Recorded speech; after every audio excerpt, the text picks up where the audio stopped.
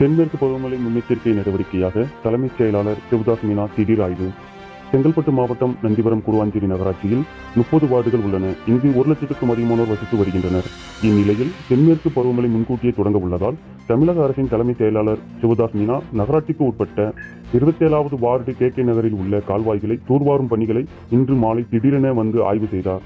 அந்த ஆய்வின் போது செங்கல்பட்டு மாவட்ட கலெக்டர் அருண்ராஜ், நகர்மன்ற தலைவர் MKT Karthik Dhandapani, ward councillor Kalaiselvan, நகராட்சிகளின் செங்கல்பட்டு மாவட்ட மண்டல செயற்பொறியாளர் மனோகரன், நகராட்சி ஆணையாளர் தாமோதரன், சுகாதார அலுவலர் நாகராஜ், சுகாதார ஆய்வாளர் காளிதாஸ் உட்பட ஏராளமானோர் உடனிருந்தனர். அப்போது தலைமைச் செயலாளர் சிவதாஸ் மீனாவிடம் நகர்மன்ற தலைவர் MKT கார்த்திக் தண்டபாணி கொடுத்த மனுக்களில் நகராட்சிக்கு உட்பட்ட சிற்பி நகர், காமராஜ் நகர், அருள் நகர் ஆகிய பகுதிகளில் ஏற்கனவே பெய்த கனமழையின் போது உடைந்த பாலங்களை சீரமைக்க வேண்டும், நகராட்சி முழுவதும் உள்ள மழைநீர் வடிகால்களை சீரமைக்க வேண்டும், இதேபோல் நகராட்சி முழுவதும் உள்ள அனைத்து ரேஷன் கடைகளையும் பழுது பார்க்க வேண்டும் என கூறப்பட்டுள்ளது.